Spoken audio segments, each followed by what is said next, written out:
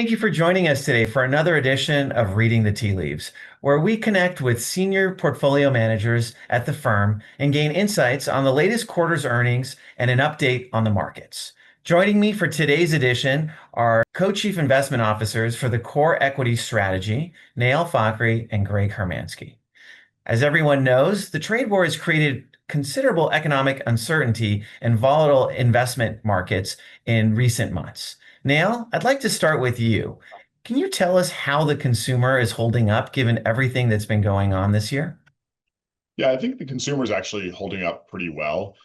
Unemployment is 4.2%. It's been stable there for a while. And if the consumer is employed, they're going to spend their income. In terms of the broader consumer sector, I'd say consumer packaged goods businesses are under more pressure, probably because retailers, particularly the large retailers, are substituting their own store brand products where they can to save the consumer money.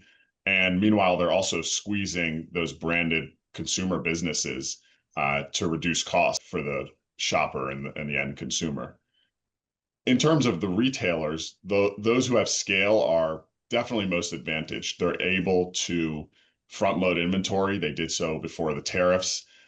They're able to squeeze costs out of their supply chain. I just mentioned, what they're doing with the consumer packaged goods businesses. And overall, we'd say that the retailers that have scale, those that are saving consumers money and those that are selling non-discretionary products are best positioned. Thanks, Nael. Very helpful. Greg, can you talk about what you're seeing on the industrial side? Sure, Chris. Most of the high-quality industrial companies that we follow, they appear to be managing well through this period of increased tariffs.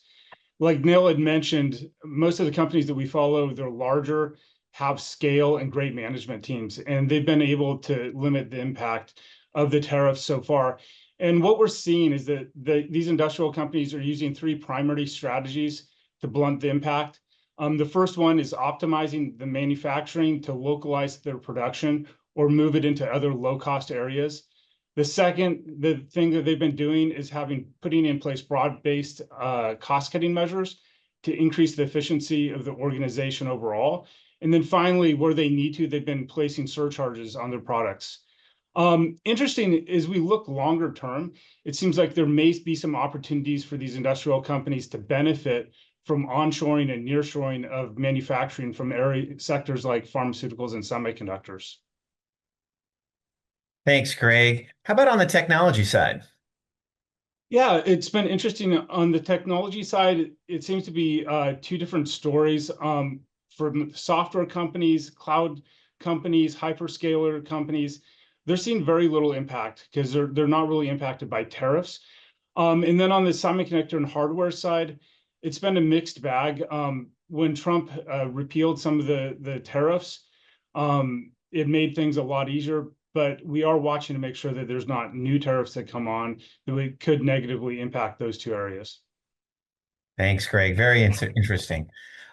Clearly, the economy's been through a lot so far this year. We've started the year with gains, experienced a massive sell-off, and now the markets have recovered for the most part. We haven't seen much in the way of trade deals yet, but there still remains a lot of things in flux as well with the current economy. How does all that fit into how we're managing client portfolios now? Well, we'd say it's kind of normal course. That's what happens in markets just generally. So if we'd give a few pieces of advice. First of all, keep things in perspective. Just recall there was a pandemic that no one expected a few years ago. We had a banking crisis within the last couple of years. Of course, we had a huge financial crisis years back, an industrial recession, tech bubble before that. And that's just kind of how things happen. And the reality is that markets and companies adapt, and that's likely to happen in this scenario. Secondly, it's worth keeping in mind that we've been building the portfolio around this quality growth framework. And that means we own companies that we would argue have very durable competitive advantages that protect them against competition. These are businesses that generate significant and growing free cash flow. They're well capitalized, and they should actually come out on the other side stronger in many cases because they can grow in most environments and are well positioned to take advantage of the volatility and kind of instability that we're seeing. Lastly, we've constructed the portfolios in what we think is a very productive fashion. They are primarily comprised of businesses we consider defensive and compounders. And we do obviously have businesses we consider more offensive, but they're a smaller, portion of the portfolio. And we've also been carrying a little bit of extra cash to protect portfolios. So I would say the most important thing is to maintain a long-term perspective and realize that over time things will resolve. And I think we're well positioned to come out stronger from all of this.